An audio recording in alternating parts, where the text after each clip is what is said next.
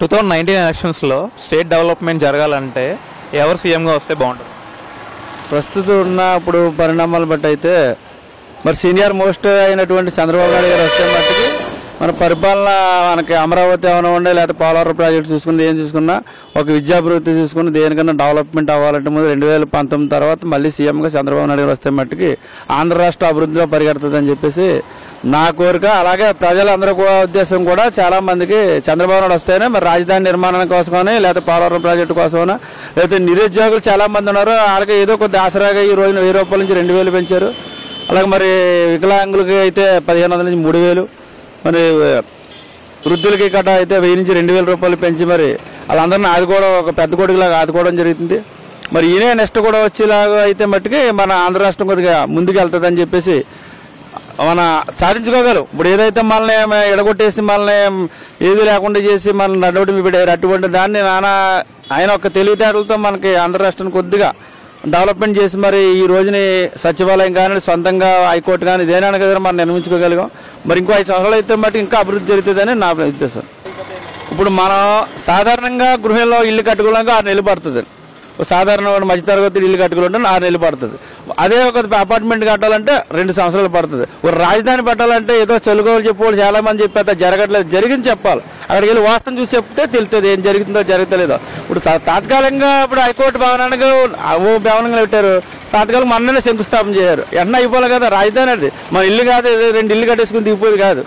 Assembly కట్టాలి, మళ్ళీ secretary కట్టాలి, మళ్ళీ చాలా ఉంటాయి. మరి ఎమ్మెల్యేలకి క్వార్టర్స్ ఉంటాయి, ఎంపీల క్వార్టర్స్ ఉంటాయి, మినిస్టర్ క్వార్టర్స్ ఉంటాయి. మరి చాలా దారి ఏర్పాటు చేసుకోవాలంటే అది 5 సంవత్సరాలకి 4 సంవత్సరాలకి అయిపోయేది కాదు. బ్రిడ్జి కట్టాలంటే 10-15 ఏళ్ళు పడుతుంది. అటువంటిది ఒక మన అమరావతి రాజధాని నిర్మించుకోవాలి, మొత్తాన్ని నిర్మించాలంటే కనీసం 10 సంవత్సరాలు లోపల పడుతుంది తప్ప 5 సంవత్సరాలకి లేదో చెప్తే జరగలేదని చెప్పి అతను వెళ్ళి ఏ రోజైనా చూసారు, వెళ్ళి జరిగింది లేదు వాస్తవం చూసి చెప్పమనండి ఎవరైనా సరే.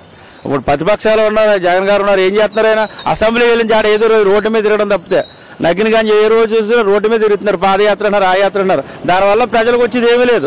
అసెంబ్లీ పోరాడమనండి. వీళ్ళు మోడీ గారు ఏమి ఇచ్చారు? ఆంధ్ర రాష్ట్రం జరిగిన అన్యాయం గురించి పోరాడడం, పశ్చాత్తాపం గురించి దెబ్బలాడమనండి.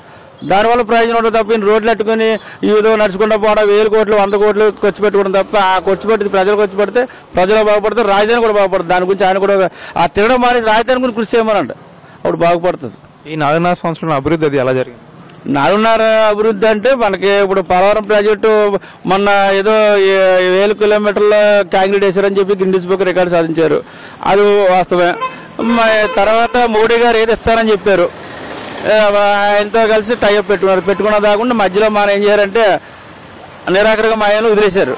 అది అందరికీ వాస్తవం తెలిసిందే. సెంట్రల్ గవర్నమెంట్ పట్టించుకోలేదు. మన దగ్గర నిధులు లేనప్పుడు ఏం చేస్తారు చెప్పండి? ఇప్పుడు చంద్రబాబు ఎవరన్నా ముఖ్యమంత్రి చేయాలన్నా నిధులు ఉంటేనే చేయగలరు. మన ఆదాయం లేనప్పుడు అభివృద్ధి ఎలా జరుగుతుంది? మనం ఉన్న దాంట్లోనే అభివృద్ధి చేసుకుంటూ ప్రజలను చూసుకోవాలి, ఇటు అభివృద్ధి చేసుకోవాలి. దాన్ని బట్టి ఎదగలుగుతారు తప్పించి అభివృద్ధి జరగట్లేదు, జరిగింది లేదు ప్రజలకు తెలుసు, అందరికీ తెలుసు. ప్రజలు ఎంతవరకు జరిగిందని తెలుసు. 2 సంవత్సరాలు జరగకపోవచ్చు, ఇది మధ్య 3 సంవత్సరాలు జరిగింది కదా.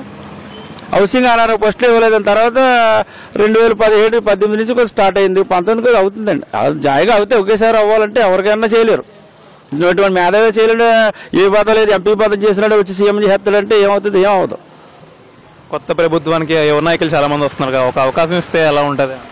యువ నాయకులు రానివ్వండి అంతే. సీఎం దాకా యువ నాయకులు వస్తే తెలియనోడిగా పిచ్చోడి చేతిలో రాయి పెడితే ఎలా ఉంటుంది అండి? అలా ఉంటుంది.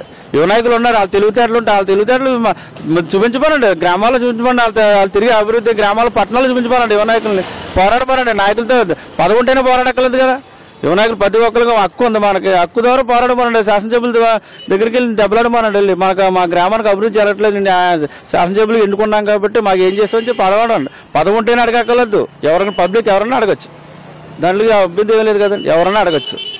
ఓకే.